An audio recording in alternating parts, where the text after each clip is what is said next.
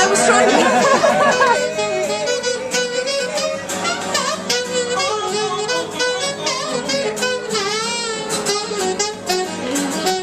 When you meet somebody and you're so thrilled that your heart just pours out and it shows in your eyes. So this is Sparks. I love the sparkle. Thank you. Absolutely. And here's the artist. And this one is called The Sensual Blues. It's actually based on Bob Dylan's album, Blonde on Blonde. So the idea is that the guitar is so intimate, the blues music is so intimate that it caresses you. It kind of seduces you in that sort of a way, very personal, very intimate. This is Ariane de Grey, who's part of the art. Over here we have The Great Gig on the Dark Side of the Moon. If you're familiar My favorite song to sing. with the Pink Floyd album, The Dark Side of the Moon, so the most beautiful song is The Great Gig in the Sky.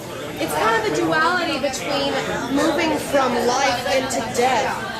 In her illumination, she's in the dark and she's playing with a sense of absolute freedom and trust in something more powerful than her. So you see her naked, meaning exposed, revealed, everything is just pure, and she's playing in the absolute darkness, but her inner light and the light of the music shines out. And I like the hair. Hair. It's what it's supposed to be like is this, when you go down and then back.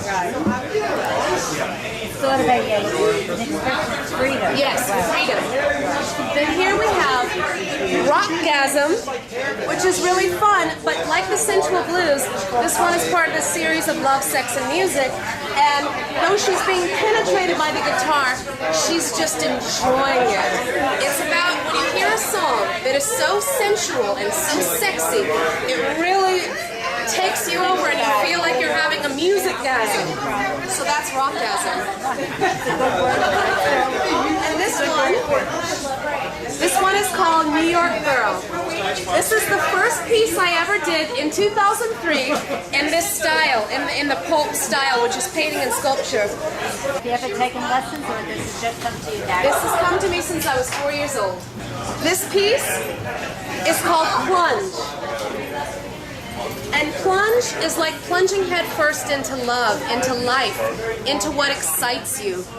So here we have the two mer people plunging, going downstream with the flow of things, just plunging headfirst into love. Here we have Love in Full Bloom. This was actually inspired by the piece of paper that is the background. And I kind of visualized these two lovers coming out of it.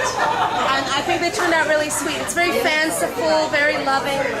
And somebody once noted, kind of cheekily, well, where's his hand? Just leave it here. Surely. Exactly. And if you know anything about metal music, hardcore music, it's very, very aggressive and masculine and energetic. So you have the cross is kind of like the crowd is worshiping the music. And then here's the guitar, it's the aggressive, it's the screaming microphone, the eardrum being blown apart by the cymbals. And then the crowd worshiping and the kind of cross level. If you've ever been to a show like that, you see the energy and the dynamicism, and that's there. I don't know if you're familiar with Edie Sedgwick, but she was Andy Warhol's muse. And darling, Edie Sedgwick was the American dream. She was rich, she was beautiful, and she was famous. The feeling of the back. The depth. The depth of the back. And the pop, because it's meant to be pop art. The pop life, that kind of, in the spotlight, it kills her. Like the fear.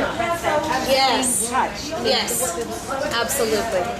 La muerte y la vida. La muerte y la vida means the death and the life.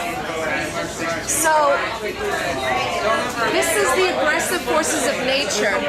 More than any war, nature has killed more people than any war. So what we understand here is when you hurt Mother Earth, she hurts you back. Tribute to rock and roll. It's my tribute to glam rock. So David Bowie, Iggy Pop, Lou Reed, all of that energy. Also the film Velvet Goldmine. So here you see the heart pouring forth musical instruments. This is a slight diversion from my usual style. It's not a sculpture, but it is still textured, like my other works. What she is, she came from a conversation I had with a friend about how Mona Lisa, around the time of the Da Vinci Code, had become the kind of symbol of women's liberation. So Che Guevara has been a symbol of the proletariat liberation. So I mixed the two. She's called Our Lady of the New Revolution, so that she becomes a kind of mix of the new of the two symbols. I'm suddenly a fan of Cindy, not just her artwork, but as a person. But since we're talking about the art alone, you know, I love that she emphasizes like the feminine entity.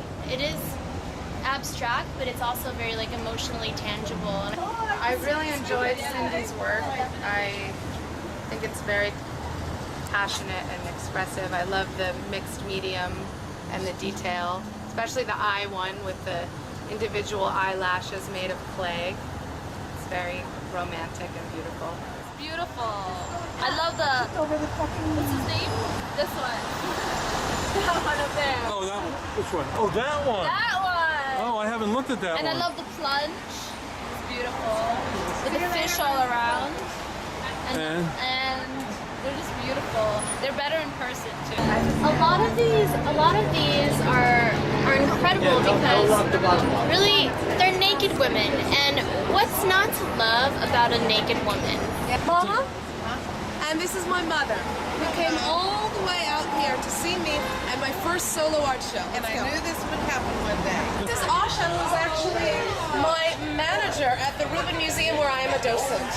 Wonderful, gracious, incredible Asha Kaufman. Mel Howard, famous Broadway, Tony Award-winning, Moliere-winning producer, who I work for. This is my friend Emma.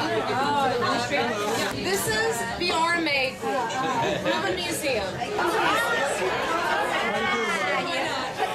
Right in my cat.